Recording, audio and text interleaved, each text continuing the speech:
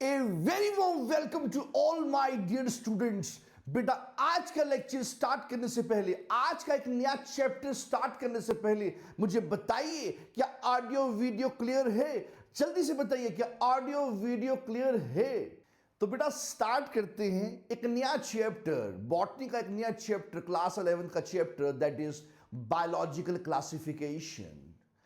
अगर आपको living world बहुत अच्छे से समझ आया होगा तो याद रखिएगा आपको बायोलॉजिकल क्लासिफिकेशन समझने में कोई दिक्कत नहीं होगी।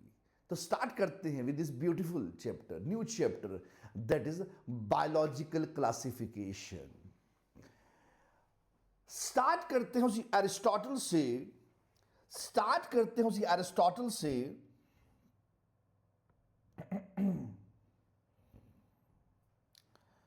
बेटा अगर एरिस्टोटल का वर्क देखिए,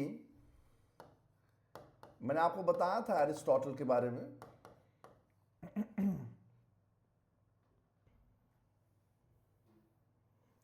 बेटा एरिस्टोटल को फाउंडर ऑफ टैक्सोनॉमी भी कहा जाता है। फाउंडर ऑफ टैक्सोनॉमी, याद रखिएगा। और इसके अलावा इसको क्या बोला जाता है? एरिस्टोटल को बोला जाता है father of biology and even father of zoology also. ठीक है।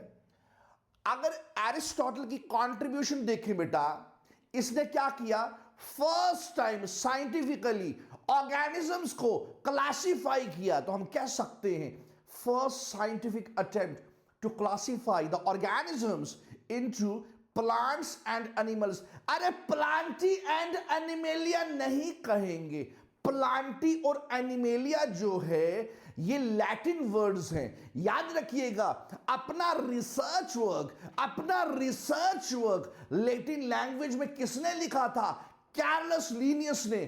तो यहां पे प्लांटी और एनिमेलिया नहीं लिखेंगे। याद रखिएगा नीट में एग्जामिनर एनटीए यहीं पे आपके दिमाग के साथ खेल सकता है। याद रखिएगा यहां प्लांट्स एंड एनिमल्स बोलेंगे, अरे प्लांटी एंड एनिमेलिया नहीं बोलेंगे। अरे एनसीईआरटी में बहुत ब्लंडर्स हैं, बहुत ज्यादा ब्लंडर्स हैं। याद रखिएगा हमें एनसीईआरटी भी फॉलो करनी है, बट अपने कॉन्सेप्ट्स को क्लियर रखना है। याद रखिएगा। तो अगर एरिस्टोटल की कंट्रीब्यूशन देखें, first scientific attempt to classify the organisms,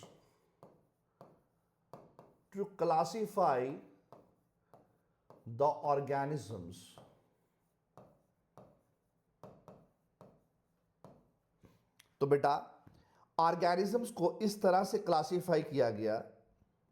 ध्यान से देखिएगा,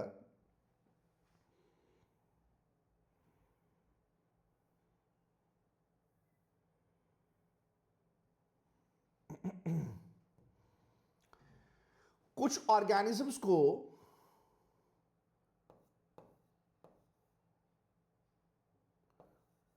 प्लांट्स कहा गया और कुछ ऑर्गेनिजम्स को एनिमल्स कहा गया। याद रखिएगा कुछ ऑर्गेनिजम्स को प्लांट्स कहा और कुछ ऑर्गेनिजम्स को एनिमल्स कहा। अब एरिस्टोटल ने प्लांट्स को फर्दर क्लासिफाई किया, एनिमल्स को फर्दर क्लासिफाई किया। बेटा ध्यान से देखिए,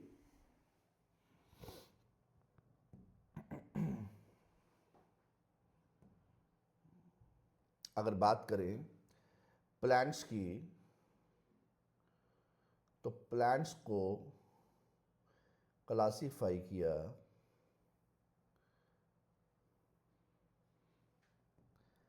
एज हर्ब्स, श्रब्स और ट्रीज। याद रखिएगा, ठीक है। और अगर बेटा बात करें अगर एनिमल्स की, अगर बात करें एनिमल्स की बेटा, तो एनिमल्स को किस तरह से क्लासिफाई किया? एनिमल्स को क्लासिफाई किया into two groups, into two groups.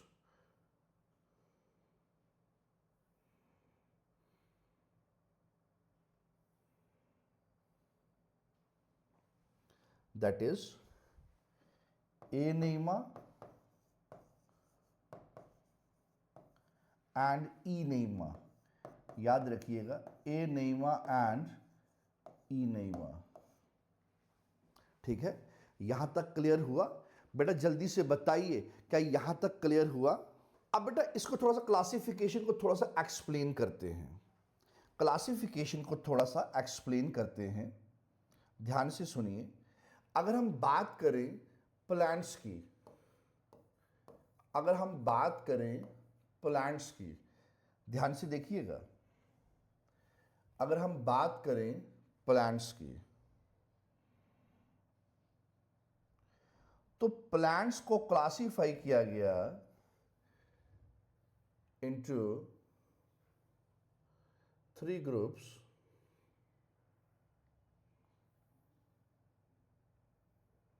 ठीक है, दैट इज हर्ब्स, shrubs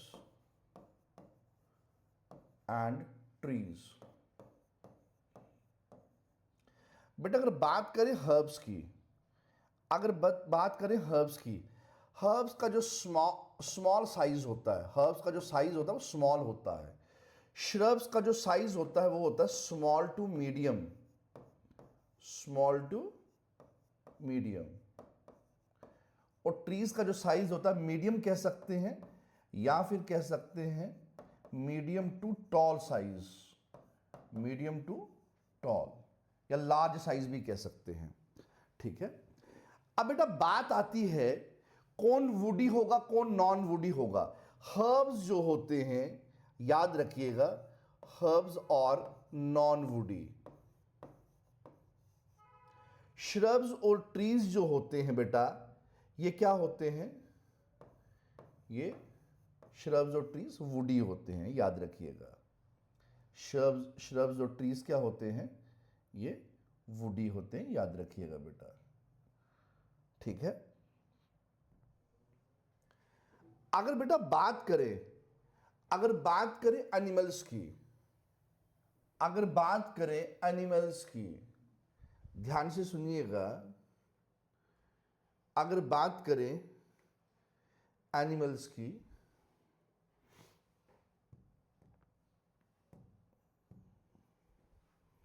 अगर बात करें एनिमल्स की, या आपने पहले भी डिस्कस किया हुआ है। ठीक है, अगर बात करें एनिमल्स की, तो एनिमल्स को इस तरह से क्लासिफाई किया गया, एनिमल्स को इस तरह से क्लासिफाई किया गया,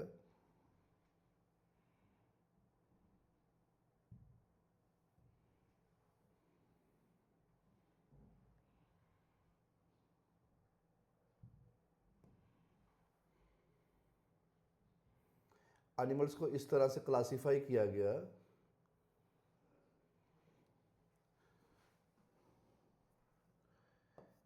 एनीमा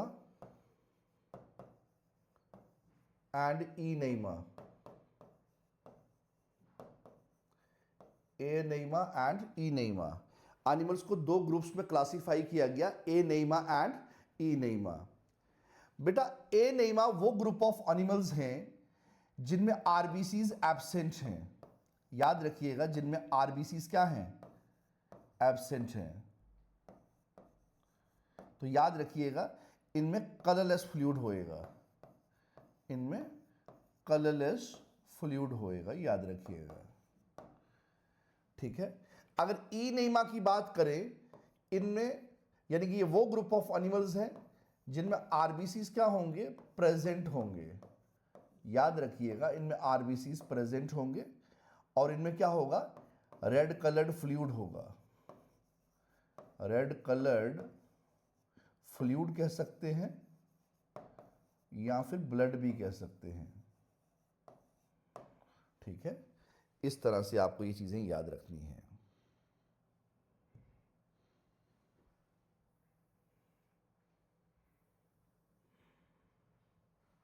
ठीक है, तो बेटा यहां तक क्लियर हुआ? यहां तक क्लियर हुआ? मुझे बेटा अच्छे से बताइए क्या यहां तक क्लियर हुआ? अब बेटा बात आती है नेक्स्ट कैलडस लीनियस की। अब देखते हैं कैलडस लीनियस का क्या कंट्रीब्यूशन रहा। ध्यान से सुनिए, कैलडस लीनियस का क्या कंट्रीब्यूशन रहा। बात करते हैं कैलडस लीनियस।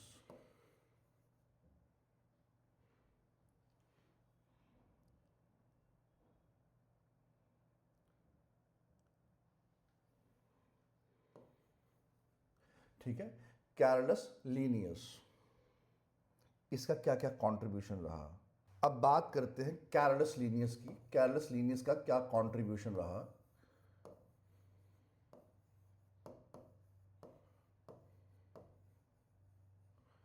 ठीक है,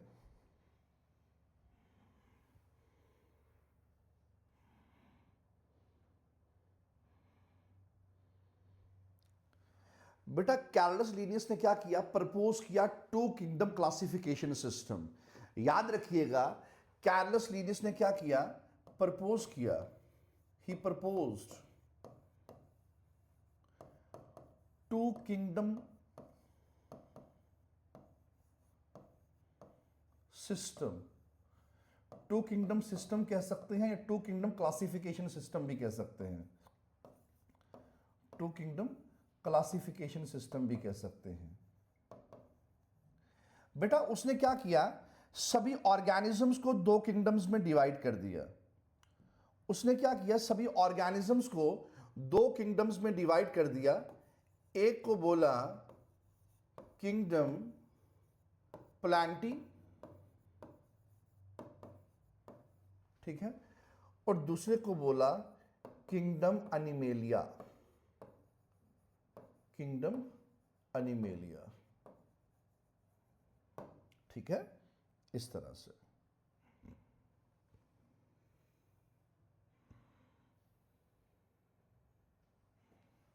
अब बेटा ध्यान से देखिए, kingdom Plantae, kingdom animalia, kingdom Plantae, kingdom animalia. बेटा इसके लिए आप एक की याद रखें, दोनों को डिफरेंशिएट करने के लिए, दोनों को डिफरेंशिएट करने के लिए आपको एक की याद रखनी होगी, और मैंने पहले भी आपको बताई है, that is Ram Manohar Lohia college. याद रखिएगा, Ram Manohar Lohia college, Ram Manohar Lohia college, Ram Manohar Lohia college, ठीक है। अब बेटा आर से आता है response to external stimuli, response to external stimuli. M से आता है मोड ऑफ न्यूट्रिशन। याद रखना, मोड ऑफ न्यूट्रिशन, याद रखिएगा, मोड ऑफ न्यूट्रिशन। एल से होता है लोकोमोशन, एल से होता है लोकोमोशन, ठीक है। सी से दो आएंगे, एक सी से आएगा कंट्रैक्टाइल वैक्यूल, कंट्रैक्टाइल वैक्यूल, याद रखिएगा, कंट्रैक्टाइल वैक्यूल, और दूसरा सी से आएगा सेल वॉल, ठीक है। तो हमारी की है राम मनोहर लोहिया कॉलेज, तो सी से दो आएंगे, ठीक है, कंट्रैक्टाइल वैक्यूल और cell wall.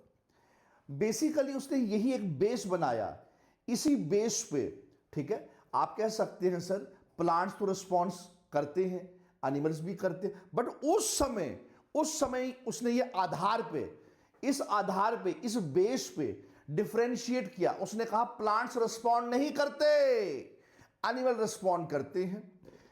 Plants autotrophic, animals heterotrophic. Plants में लोकोमोशन नहीं होता, एनिमल्स में लोकोमोशन होता है। कंट्रैक्टाइल वैक्यूल प्लांट्स में नहीं है, एनिमल्स में है। जबकि प्लांट्स में सेल वॉल है, एनिमल में सेल वॉल नहीं है। इस तरह से, ठीक है, लिखते हैं इसे।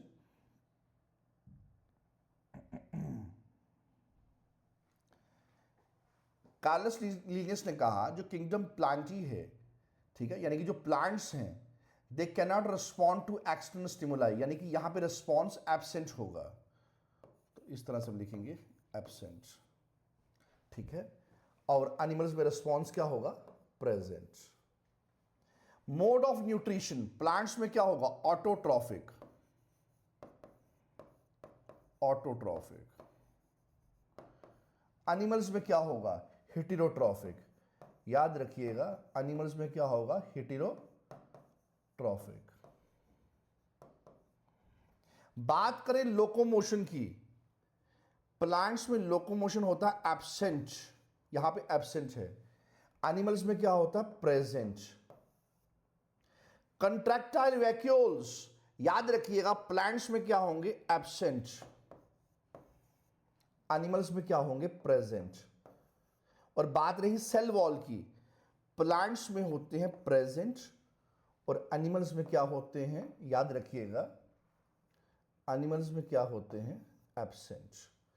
तो इस तरह से, इस बेसिस पे उसने क्या किया? ऑर्गेनिजम्स को डिवाइड किया किंगडम प्लांटी और किंगडम एनिमेलिया में। प्लांट लाइक ऑर्गेनिजम्स को किस में रखा? किंगडम प्लांटी में। एनिमल लाइक ऑर्गेनिजम्स को किस में रखा? किंगडम एनिमेलिया में। ठीक है, यहां तक क्लियर हुआ? बेटा मुझे जल्दी से बताइए, क्या यहां तक क्लियर हुआ? चलिए बेटा आगे चलते हैं। देखिए, two kingdom classification system, two kingdom system तो आ गया। अब बात करते हैं नेक्स्ट। देखिए, टू किंगडम के बाद, टू यानी कि टू किंगडम क्लासिफिकेशन सिस्टम के बाद थ्री किंगडम आया,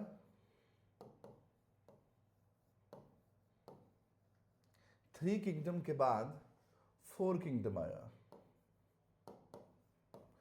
two kingdom, three kingdom, then four kingdom, याद रखिएगा। ठीक है, two kingdom, three kingdom, then four kingdom. Two kingdom system या टू किंगडम क्लासिफिकेशन सिस्टम पता है आपको, ये किसने दिया था? ये दिया था कैरलस लीनियस ने। याद रखिएगा, ये किसने दिया था? ये किसने प्रपोज किया था? कैरलस लीनियस ने। ठीक है, अगर बात करें थ्री किंगडम सिस्टम की, बेटा ये किसने प्रपोज किया था? अर्नस्ट हैकल ने। याद रखिएगा, अर्नस्ट हैकल ने, अर्नस्ट हैकल ने दिया था। अगर बात करें फोर किंगडम सिस्टम की, ये बेटा किसने दिया था? किसने प्रपोज किया था? कोपलैंड ने। याद रखना, ये कोपलैंड ने दिया था या कोपलैंड ने प्रपोज किया था। ये नेम्स बहुत इंपॉर्टेंट हैं, ये नेम्स बहुत इंपॉर्टेंट हैं बेटा, ये आपको याद रखने होंगे। ये नेम्स बहुत इंपॉर्टेंट हैं बेटा, ठीक है, याद रखिएगा, ये नेम्स बहुत ज़्यादा इंपॉर्टेंट हैं, इसलिए दो बार अंडरलाइन कर रहा हूं। ठीक है, ये नेम्स बहुत इंपॉर्टेंट हैं। ठीक है,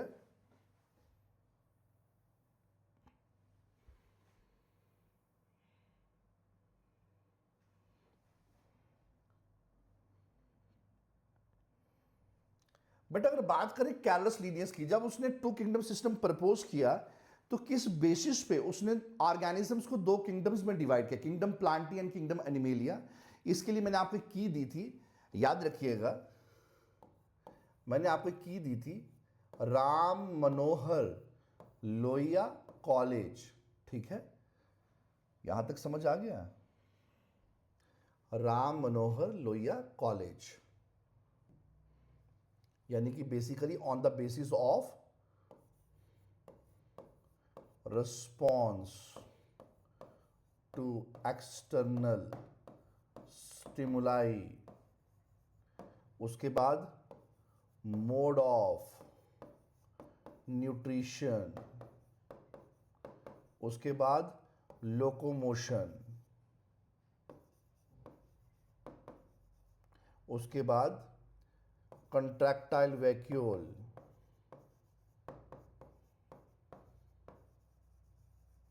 और उसके बाद सेल वॉल। तो इन बेसिस पे उसने क्या किया, उसने ऑर्गेनिजम्स को क्लासिफाई किया दो किंगडम्स में, that is kingdom Plantae and kingdom animalia.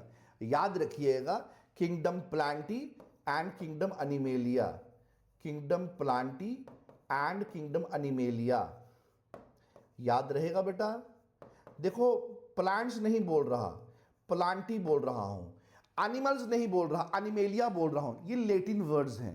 Carolus Linnaeus ने जितना भी अपना रिसर्च वर्क किया वो लेटिन लैंग्वेज में किया, तो इसलिए प्लांट्स को प्लांटी, एनिमल्स को एनिमेलिया बोलते हैं। ठीक है, तो ये बेटा आपने याद रखना है, ये आपने याद रखना है।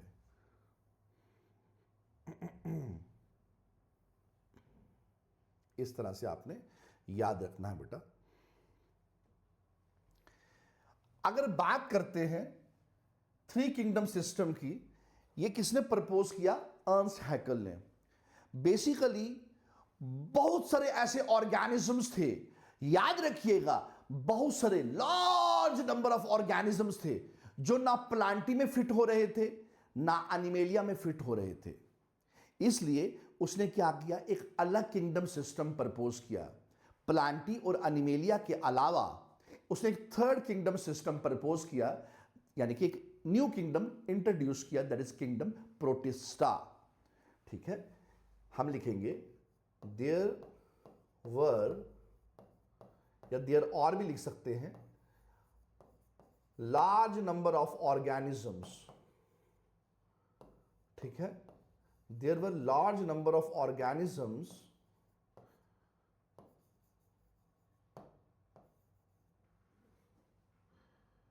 which do not fit into two kingdom system, two kingdom system।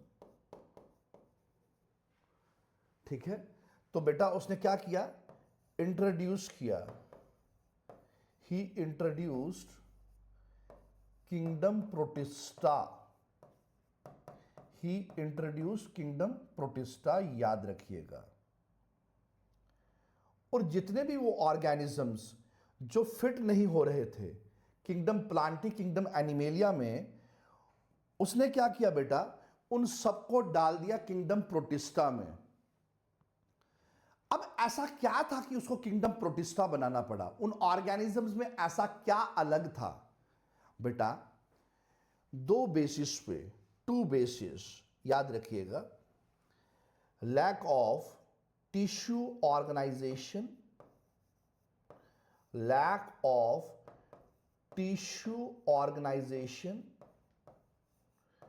Lack of tissue organisation, और दूसरा बेटा lack of well defined boundaries, lack of well defined boundaries, lack of well defined boundaries. ठीक है, ये जो प्रोटिस्ट हैं, याद रखिएगा, याद रखिएगा, एक तो इनमें टिश्यू ऑर्गेनाइजेशन लैक करेगा। ठीक है, दूसरा इनमें वेल डिफाइंड बाउंड्रीज नहीं होंगी, याद रखिएगा। तो इनमें बेसिकली क्या होता है, लूज ऑर्गेनाइजेशन होगी, यानी कि टिश्यू ऑर्गेनाइजेशन नहीं होगा, लूज सेल एग्रीगेशन होगा, या लूज सेल ऑर्गेनाइजेशन कह सकते हैं, या एग्रीगेशन कह सकते हैं। ठीक है, लैक ऑफ टिश्यू ऑर्गेनाइजेशन और lack of well defined boundaries. Well defined boundaries नहीं होंगी और टिश्यू ऑर्गेनाइजेशन लैक करेगा। ये टिश्यू ऑर्गेनाइजेशन लैक करेगा, इसका मतलब क्या होता है बेटा? ध्यान से सुनिएगा, फिर आगे प्रोसीड करेंगे। ठीक है, पहले इसको समझते हैं, लैक ऑफ टिश्यू ऑर्गेनाइजेशन क्या होता है बेटा। पहले हमें यह समझना होगा टिश्यू ऑर्गेनाइजेशन क्या है।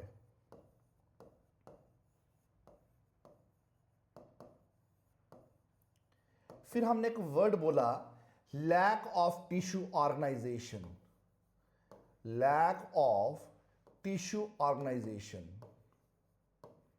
ठीक है, इसका क्या मीनिंग है? टिश्यू ऑर्गेनाइजेशन का क्या मतलब है?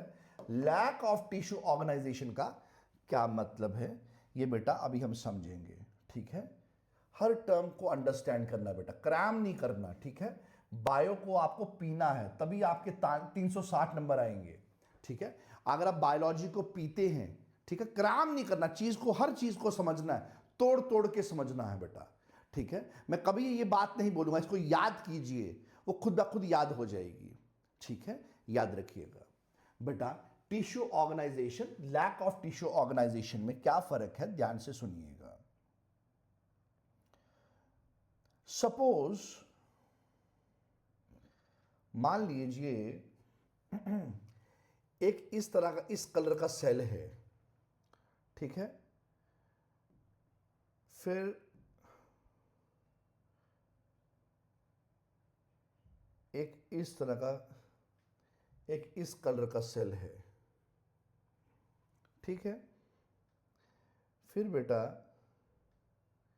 एक ऐसे कलर का सेल है, ठीक है। ये तीन तरह के सेल्स आ गए, ठीक है, ये तीन तरह के सेल्स आ गए ना। अब बेटा यही सेल्स, इन्हीं सेल्स का क्या होगा, मल्टीप्लिकेशन होगा, इन्हीं सेल्स का क्या होगा, मल्टीप्लिकेशन होगा। ध्यान से सुनिए, इन्हीं सेल्स का क्या होगा, मल्टीप्लिकेशन होगा। इन्हीं सेल्स का क्या होगा, मल्टीप्लिकेशन होगा। इन्हीं सेल्स का क्या होगा, मल्टीप्लिकेशन होगा। ध्यान से देखिएगा,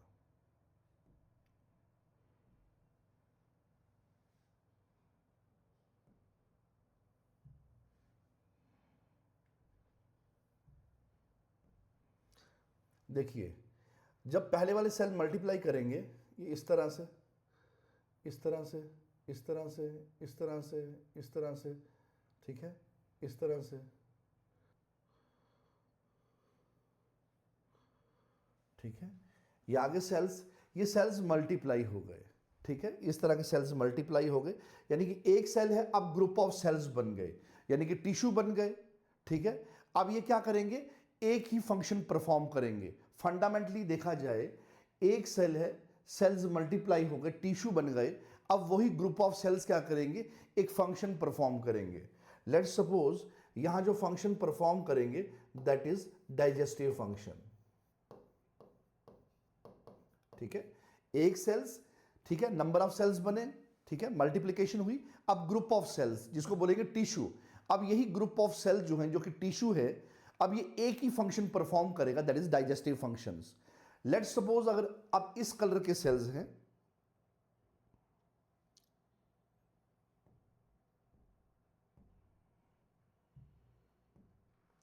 ये भी सेल क्या हो गए, मल्टीप्लाई हो गए। देखिए इस तरह से क्या हो गए, मल्टीप्लाई हो गए,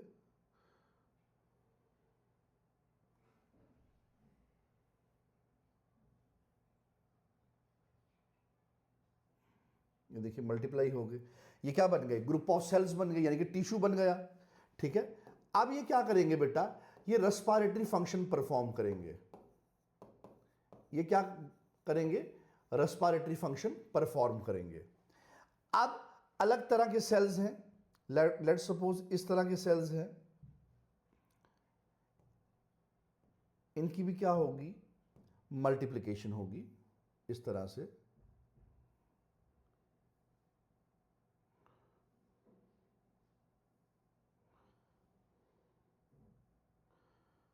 इस तरह से ये मल्टीप्लाई कर दिए, ठीक है।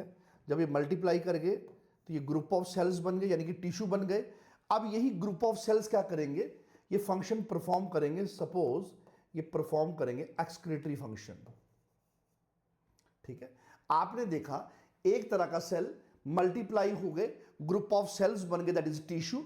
अब ये group of cells that is tissue, ये एक फंक्शन परफॉर्म करेंगे, दैट इज डाइजेस्टिव। अब ये सेल मल्टीप्लाई हो गए, ठीक है, और क्या बन गए, group of cell that is tissue, ठीक है। ये रेस्पिरेटरी फंक्शन परफॉर्म करेंगे। अब बेटा ये सेल है, ये सेल्स मल्टीप्लाई हो गए, ग्रुप ऑफ सेल्स बन गए, दैट इज टिश्यू। अब ये सभी सेल्स एक तरह का फंक्शन परफॉर्म करेंगे, दैट इज एक्सक्रीटरी फंक्शन। तो यहां पे आपने देखा, इसको बोलते हैं टिश्यू ऑर्गेनाइजेशन, ठीक है। टिश्यू ऑर्गेनाइजेशन याद रखिएगा, ठीक है। हमने यहां पे बेटा हमने यहां पढ़ा lack of tissue organisation, lack of tissue organisation. अब यहां पे सेल ऑर्गेनाइज होकर क्या बन रहे हैं, टिश्यू, और यही टिश्यू क्या कर रहे हैं बेटा, एक फंक्शन परफॉर्म कर रहे हैं, एक फंक्शन परफॉर्म कर रहे हैं। यहां पे सेल्स मल्टीप्लाई हुए, यहां पे सेल्स मल्टीप्लाई हुए, यहां पे सेल्स मल्टीप्लाई हुए। यही ग्रुप ऑफ सेल्स ऑर्गेनाइज होके, यही ग्रुप ऑफ सेल्स ऑर्गेनाइज होके ये क्या कर रहे हैं बेटा, एक फंक्शन परफॉर्म कर रहे हैं, जैसे कि डाइजेस्टिव, रेस्पिरेटरी, एक्सक्रीटरी।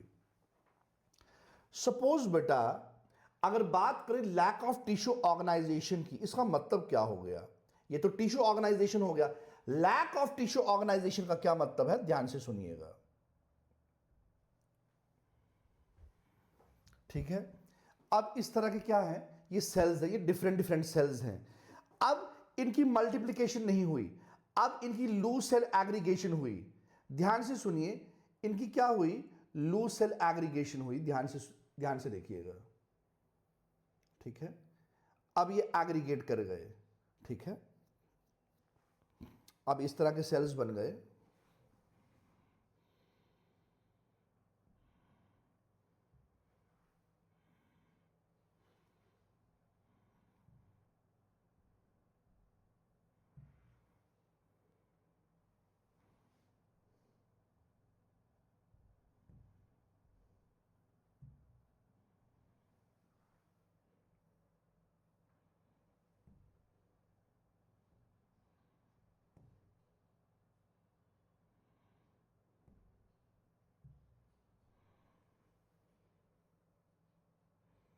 अब ध्यान से देखिए, ये सेल्स मल्टीप्लाई नहीं हुए, बट इनकी क्या होगी, एग्रीगेशन हो गई, यानी कि लूज सेल एग्रीगेशन।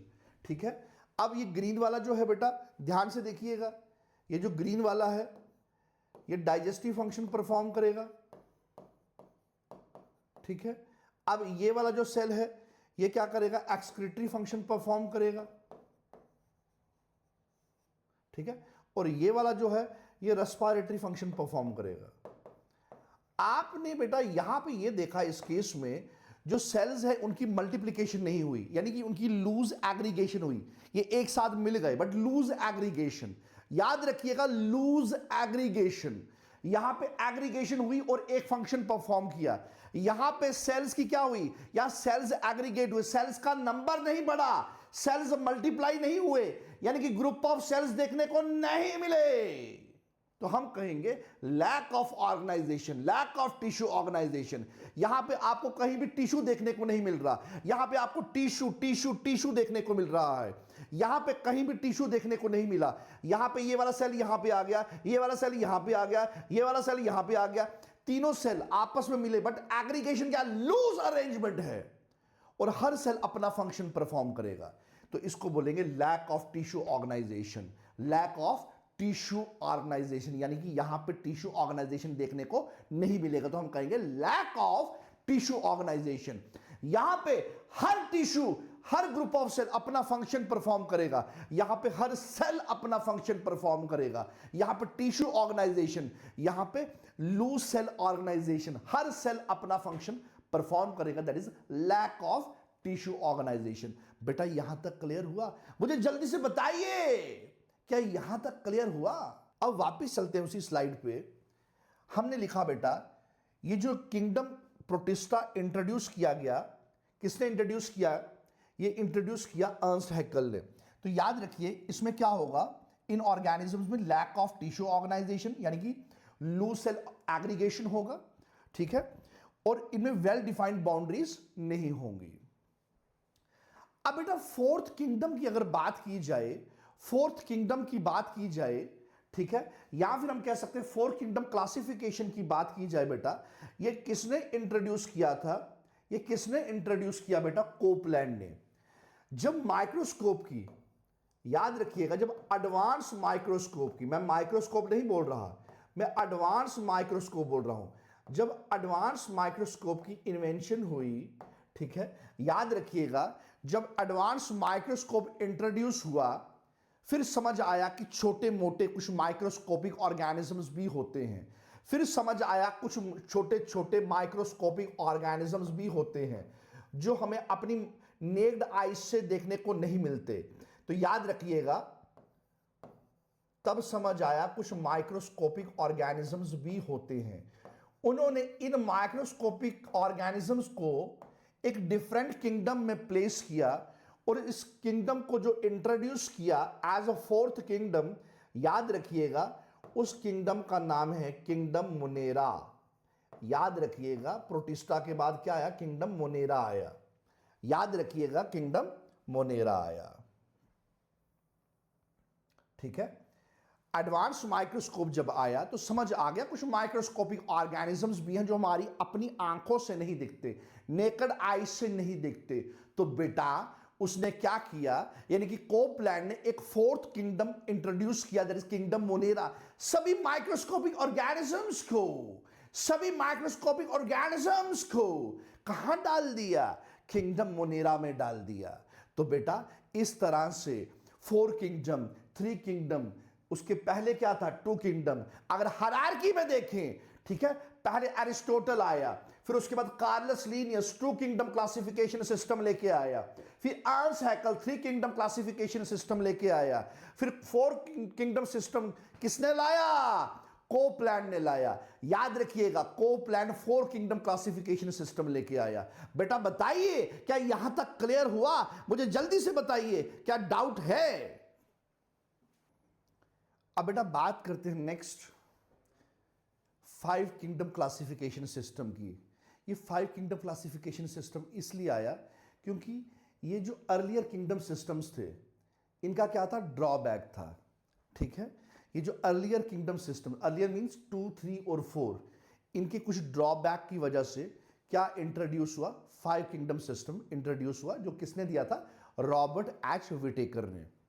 बट पहले ये डिस्कस करना होगा, यानी कि 5 किंगडम सिस्टम इंट्रोड्यूस करने से पहले हमें डिस्कस करना होगा ड्रॉबैक्स ऑफ अर्लियर क्लासिफिकेशन या earlier kingdom systems.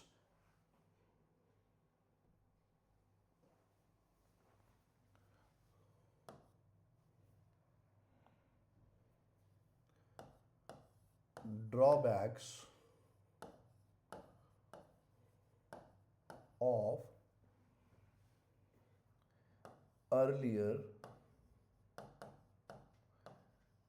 kingdom systems, drawbacks of earlier kingdom systems। ठीक है। अब बेटा अर्लियर में याद रखिएगा 2 किंगडम भी आएगा, 2 किंगडम सिस्टम। ठीक है, इसमें 3 किंगडम सिस्टम भी आएगा, इसमें 4 किंगडम सिस्टम भी आएगा, 4 किंगडम सिस्टम भी आएगा। याद रखिएगा 2 kingdom, 3 kingdom and 4 kingdom system. ठीक है।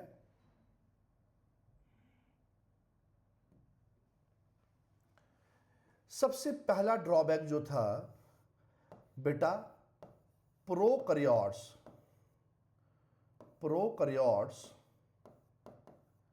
And eukaryotes.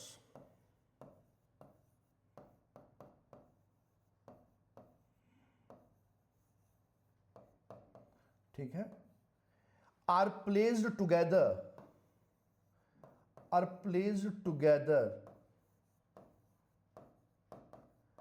Under one kingdom, that is kingdom plantae, that is kingdom plantae। याद रखिएगा, that is kingdom plantae।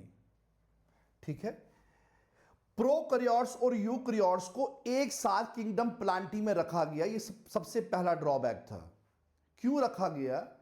Due to presence of cell wall, due to presence of, short में लिख रहा हूं, presence of, ठीक है, सेल वॉल। अब बेटा अगर दूसरे ड्रॉबैक की बात की जाए, अगर दूसरे ड्रॉबैक की बात की जाए, जितने भी यूनिसेलुलर और मल्टी सेलुलर ऑर्गेनिजम्स थे, जितने भी यूनिसेलुलर और मल्टी सेलुलर ऑर्गेनिजम्स थे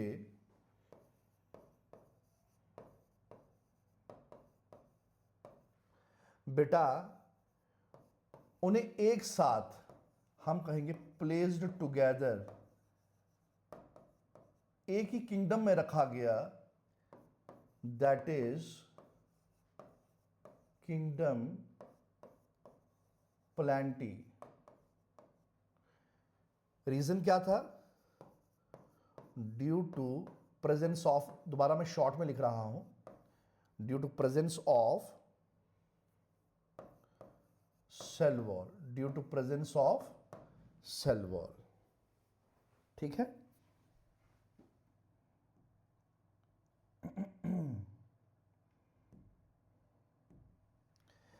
और तीसरा इंपॉर्टेंट ड्रॉबैक क्या था? जितने भी ऑटोट्रॉफ्स हैं, ठीक है, एंड हेटेरोट्रॉफ्स, जितने भी ऑटोट्रॉफ्स और हेटेरोट्रॉफ्स हैं, ठीक है, उन्हें एक साथ रखा गया, हम कहेंगे प्लेस्ड टुगेदर। एक साथ रखा गया मींस प्लेस्ड टुगेदर, ठीक है, under one kingdom, that is kingdom Plantae.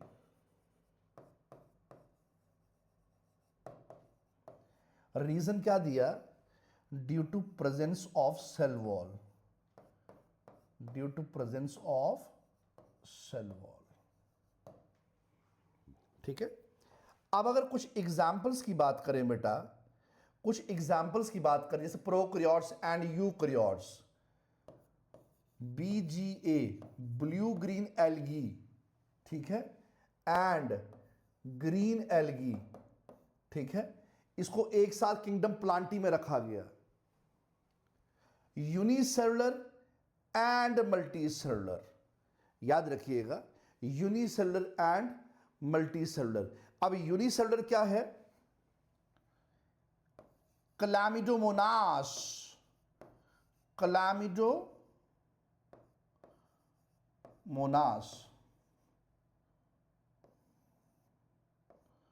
इस तरह से होता है क्लैमिडोमोनास, ये यूनिसेलुलर है। मल्टीसेलुलर हो गया स्पायरोगिरा,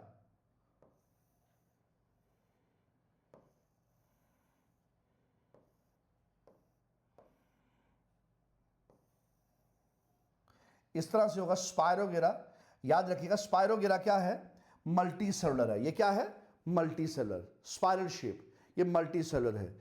इसे एक ही साथ किंगडम प्लांटी में रखा गया due to presence of cell wall. अब बात करें ऑटोट्रॉफ और हेटेरोट्रॉफ की। ऑटोट्रॉफ्स क्या हो गए? प्लांट्स, और हेटेरोट्रॉफ्स हो गए फंजाई। इनको एक साथ रखा गया कहां? किंगडम प्लांटी में due to presence of cell wall. ठीक है, तो याद रखिएगा ये कुछ मेजर ड्रॉबैक्स थे, ये कुछ मेजर ड्रॉबैक्स थे ऑफ अर्लियर किंगडम सिस्टम्स या अर्लियर किंगडम क्लासिफिकेशन सिस्टम्स। इन्हीं ड्रॉबैक्स की वजह से एक नया किंगडम सिस्टम आया, यानी कि एक नया किंगडम क्लासिफिकेशन सिस्टम आया, that is a 5 kingdom classification system. जो किसने इंट्रोड्यूस किया था बेटा? जो किसने इंट्रोड्यूस किया था? रॉबर्ट एच विटेकर ने। याद रखिएगा रॉबर्ट एच विटेकर। बेटा यहां तक क्लियर हुआ? मुझे जल्दी से बताइए, क्या यहां तक क्लियर हुआ? अगर इन किंगडम सिस्टम्स के, अगर अर्लियर किंगडम सिस्टम्स के कुछ ड्रॉबैक्स थे, इसी वजह से एक न्यू किंगडम सिस्टम इंट्रोड्यूस हुआ, that is new kingdom classification system, 5 kingdom classification system. ठीक है, तो बात करेंगे ड्रॉबैक्स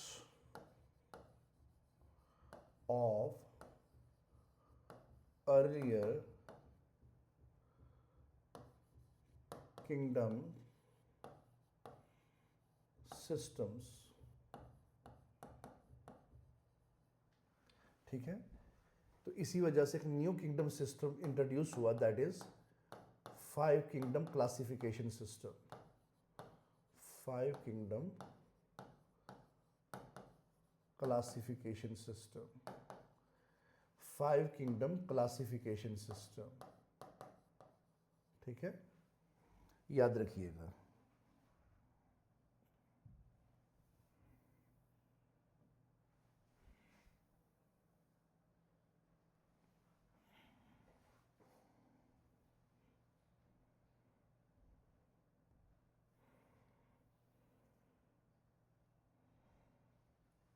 ध्यान से सुनिए बेटा, सबसे पहला ड्रॉबैक क्या था बेटा, ध्यान से सुनिए, सबसे पहला drawback,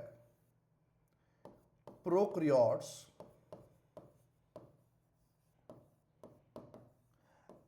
and eukaryotes are placed together, are placed together। याद रखिए, ये पहला ड्रॉबैक था अर्लियर किंगडम सिस्टम्स का। दूसरा बेटा, यूनिसेलुलर एंड मल्टीसेलुलर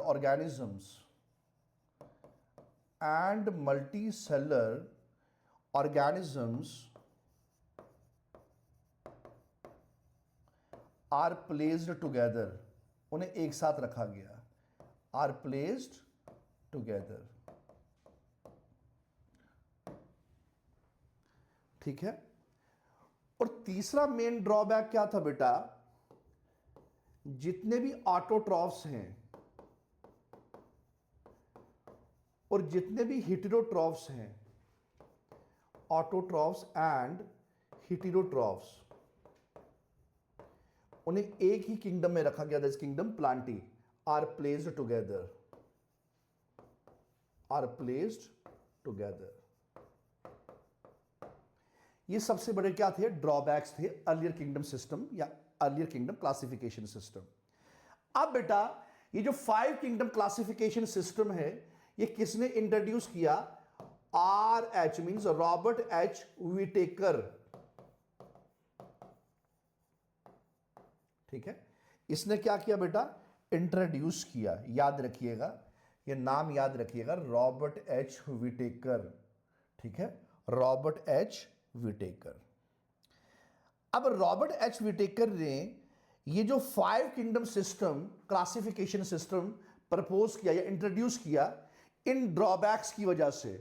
ठीक है, उसका आधार क्या था, उसका मेन बेस क्या था, इनका तोड़, इन ड्रॉबैक्स का तोड़। उसने क्या किया बेटा, क्या बेस बनाया, सबसे पहले उसने यहां पे क्या हुआ, प्रोकैरियोट्स और यूकैरियोट्स को एक साथ रखा गया। रॉबर्ट एच व्हिटेकर ने क्या किया, इन प्रोकैरियोट्स एंड यूकैरियोट्स को सेपरेट कर दिया। प्रोकैरियोट्स एंड यूकैरियोट्स को क्या कर दिया, दे वर सेपरेटेड, उन्हें क्या कर दिया, सेपरेट कर दिया, दे वर सेपरेटेड। दूसरा बेटा, यहां पे क्या था, यूनिसेलर और मल्टीसेलर ऑर्गेनिजम्स को एक साथ रखा गया। ठीक है, रॉबर्ट एच व्हिटेकर ने क्या किया बेटा, इन्हीं यूनिसेलुलर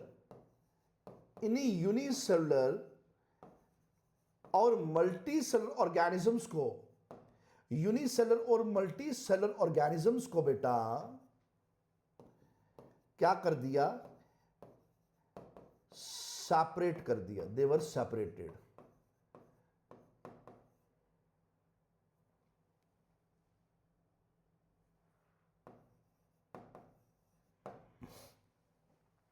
पहले इनको क्या किया गया था, एक साथ रखा गया था, बट उसने यूनिसेलुलर और मल्टीसेलुलर ऑर्गेनिजम्स को भी क्या कर दिया, सेपरेट कर दिया। एंड लास्ट बेटा, जो अर्लियर किंगडम सिस्टम्स का या अर्लियर किंगडम क्लासिफिकेशन सिस्टम्स का जो बड़ा एक ड्रॉबैक था, ठीक है, ऑटोट्रॉफ्स एंड हेटेरोट्रॉफ्स को एक साथ रखा गया। बेटा इसने क्या किया, ऑटोट्रॉफ्स एंड हेटेरोट्रॉफ्स, ठीक है, ऑटोट्रॉफ्स और हेटेरोट्रॉफ्स को क्या कर दिया बेटा, सेपरेट कर दिया। ठीक है, दे वर सेपरेटेड। तो इसी से बेटा, इसी आधार पे जब इसको क्या किया, सेपरेट कर दिया, prokaryote, eukaryote, unicellular, multicellular, autotroph, heterotroph, जब इन सबको सेपरेट कर दिया तो एक नया किंगडम सिस्टम लेके आया, यानी कि उसने इंट्रोड्यूस किया किंगडम फंजाई। तो क्या बन गया, 5 किंगडम सिस्टम। याद रखिएगा, क्या बन गया, 5 किंगडम सिस्टम बन गया बेटा। उसने किंगडम फंजाई को जब इंट्रोड्यूस किया तो क्या बन गया, 5 किंगडम सिस्टम बन गया। याद रखिएगा, उसने इंट्रोड्यूस किया, ही इंट्रोड्यूस्ड किंगडम फंजाई, तो ओवरऑल क्या बन गया, 5 किंगडम क्लासिफिकेशन सिस्टम बन गया।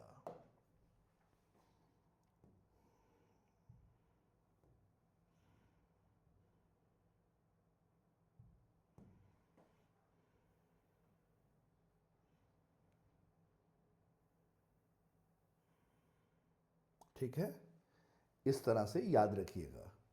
ठीक है, अब ये 5 किंगडम क्लासिफिकेशन सिस्टम क्या कहता है, इसको फ्लो चार्ट में डिस्कस करते हैं। मगर पहले बताइए, क्या यहां तक क्लियर हुआ? क्या यहां तक सारे पॉइंट्स क्लियर हुए? मुझे जल्दी से बताइए। 5 kingdom classification system, 5 kingdom classification system.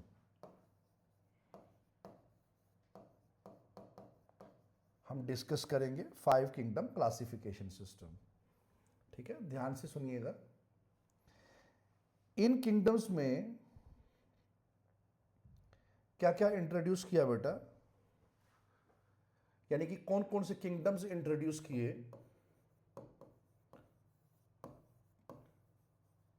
ठीक है,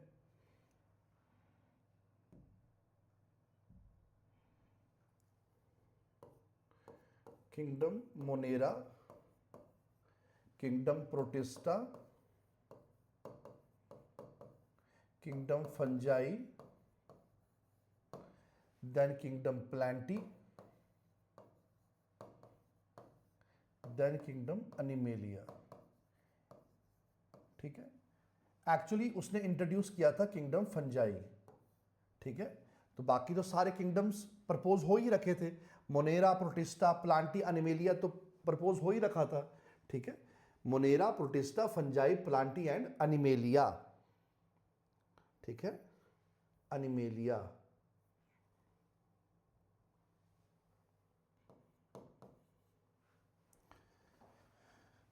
ये 5 किंगडम सिस्टम उसने प्रपोज किया बेटा।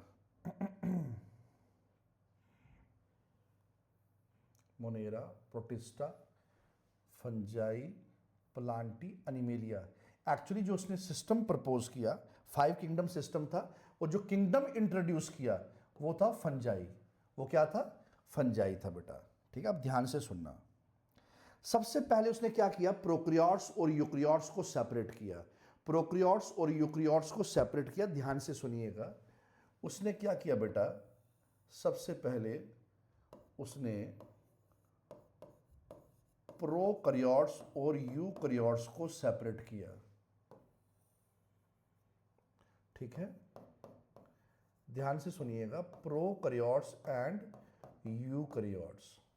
बेटा प्रोकैरियोट्स में उसने किस किस को रखा बेटा? किस किस को रखा? ध्यान से सुनिए। प्रोकैरियोट्स में रखा उसने मोनेरा को, मोनेरा को रखा प्रोकैरियोट्स में। ठीक है, यूकैरियोट्स में किस किस किंगडम को रखा? याद रखिएगा, Protista, Fungi, then Plantae and then Animalia. ठीक है, उसने प्रोकैरियोट्स और यूकैरियोट्स को क्या कर दिया? सेपरेट कर दिया। प्रोकैरियोट्स में किसको रखा? मोनेरा को। यूकैरियोट्स में रखा protista, fungi, Plantae and animalia. अब ध्यान से सुनिएगा बेटा, उसके बाद उसने क्या किया बेटा? इसको सेपरेट कर दिया फर्दर। ठीक है, क्या सेपरेट किया? कुछ ऑर्गेनिज्म को डाल दिया यूनिसेलुलर ग्रुप में, और कुछ ऑर्गेनिज्म को डाल दिया मल्टी सेलुलर ग्रुप में। Multi cellular group of organisms में यूनिसेलुलर में किसको डाला बेटा? यूनिसेलुलर में डाला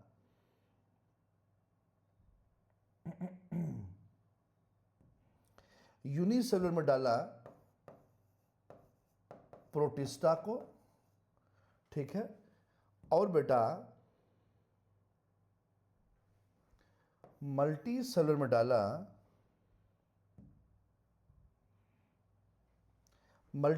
डाला फंजाई। ठीक है, देन प्लांटी एंड एनिमेलिया को, इस तरह से। ठीक है, फिर फर्दर उसने क्या किया बेटा? फर्दर क्लासिफाई किया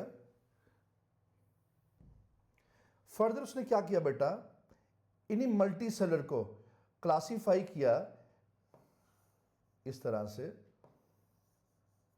एज ऑटोट्रॉफ्स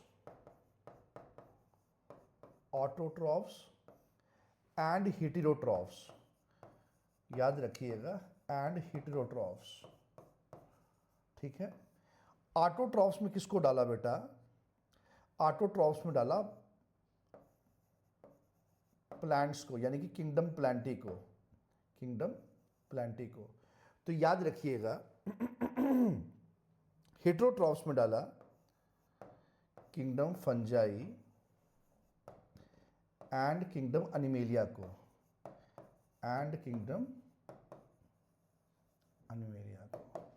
इस तरह से क्लियर हुआ बेटा। 5 किंगडम सिस्टम में जो किंगडम इंट्रोड्यूस किया उसने वो था किंगडम फंजाई, बट उसने प्रपोज किया 5 kingdom classification system, but introduce किया किंगडम फंजाई। तो ओवरऑल क्या हो गया, 5 किंगडम्स क्लासिफिकेशन सिस्टम। तो उसने इंट्रोड्यूस किया जो 5 किंगडम क्लासिफिकेशन सिस्टम, उसमें 5 किंगडम थे, kingdom Monera, Protista, Fungi, Plantae, animalia.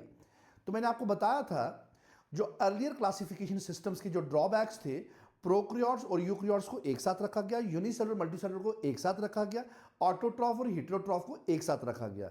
इन सबको इसने अलग कर दिया, प्रोक्रियोट्स और यूक्रियोट्स को अलग कर दिया। प्रोक्रियोट्स में मोनेरा, रेस्ट, प्रोटिस्टा, फंजाई, प्लांटियन और एनिमेलिया यूक्रियोट्स। फिर फर्दर यूनिसेलुलर मल्टीसेलुलर को सेपरेट किया गया। प्रोटिस्टा क्या थे, यूनिसेलुलर, बाकी फंजाई, प्लांटियन और एनिमेलिया क्या है, मल्टीसेलुलर। अब उसके बाद ऑटोट्रॉफ और हेटेरोट्रॉफ को अलग कर दिया, ऑटोट्रॉफ में रखा प्लांटी को, हेटेरोट्रॉफ में रखा फंजाई एंड एनिमेलिया। अब फर्दर एक और इंपॉर्टेंट पॉइंट है, याद रखिएगा।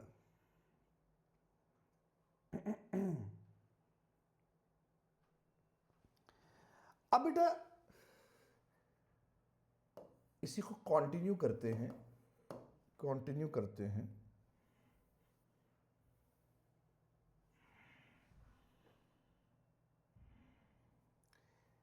ये जो kingdom fungi and kingdom animalia हैं, आप उसी फ्लो चार्ट में इसको कंटिन्यू कर सकते हैं। स्पेस नहीं थी तो इसलिए यहां पे सेपरेटली लिखा, kingdom fungi and kingdom animalia.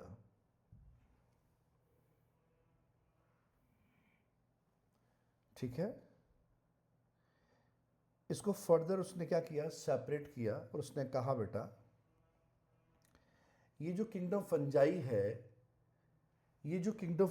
है बेटा, इसमें क्या होगा, लूज सेल ऑर्गेनाइजेशन होगा, याद रखिएगा। तभी हम कहते हैं thallus organisation, loose cell organisation. ठीक है, यानी कि लूज सेल मतलब इसमें क्या होगा, थैलस ऑर्गेनाइजेशन। थैलस मतलब लूज सेल ऑर्गेनाइजेशन, याद रखिएगा। ठीक है, किंगडम एनिमेलिया यानी कि एनिमल्स में क्या होगा, कंपैक्ट सेल ऑर्गेनाइजेशन, याद रखिएगा।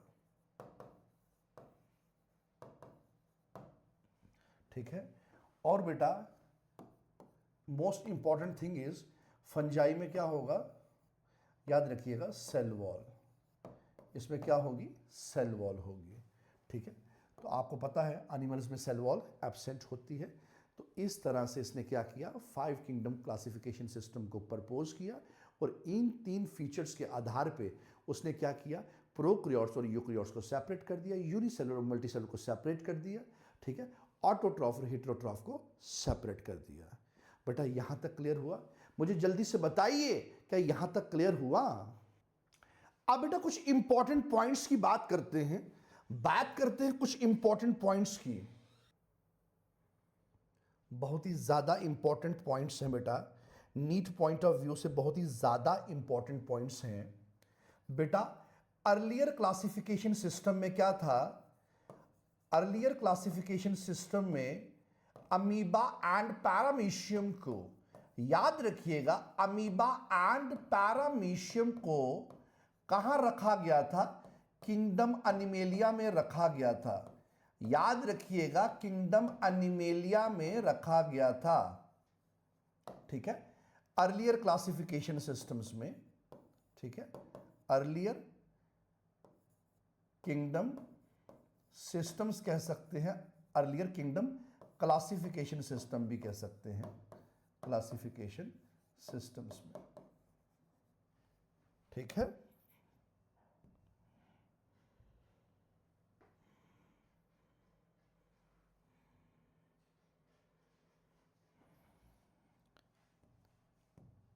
बट बेटा रॉबर्ट एच विटेकर ने क्या किया, Robert H Whittaker means R H Whittaker ने क्या किया, इस अमीबा एंड पैरामीशियम को, याद रखिएगा, इस अमीबा एंड पैरामीशियम को कहां प्लेस कर दिया, किंगडम प्रोटिस्टा में, यानी कि किंगडम एनिमेलिया से उठा के किंगडम प्रोटिस्टा में रख दिया। ठीक है, क्योंकि ये क्या थे, ये यूनिसेलर थे, ये यूनिसेलर ऑर्गेनिज्म थे, amoeba and paramecium unicellular organism थे। बेटा एक बहुत ही इंपॉर्टेंट पॉइंट बताना चाहूंगा एक और। ठीक है, यानी कि ये जो वायरस है, विरियोइड्स हैं। ठीक है, मैं इन स्ट्रक्चर्स की, इन ऑर्गेनिजम्स की बात करूंगा, वायरस, विरियोइड्स, प्रियॉन्स, लाइकन्स, ये सारी टर्म्स में लेटर ऑन डिस्कस करने वाला हूं आने वाले फर्दर लेक्चर्स में। माइकोराइजा,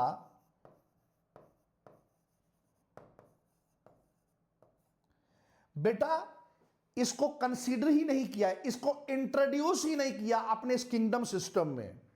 ठीक है, नॉट इंट्रोड्यूस्ड, उसे इंट्रोड्यूस ही नहीं किया, याद रखिएगा। ठीक है, और बेटा उसने एक बहुत ही इंपॉर्टेंट, याद रखिएगा, रॉबर्ट एच विटेकर ने, मैं फिर से बता रहा हूं, रॉबर्ट एच विटेकर ने जो किंगडम इंट्रोड्यूस किया था वो था किंगडम फंजाई।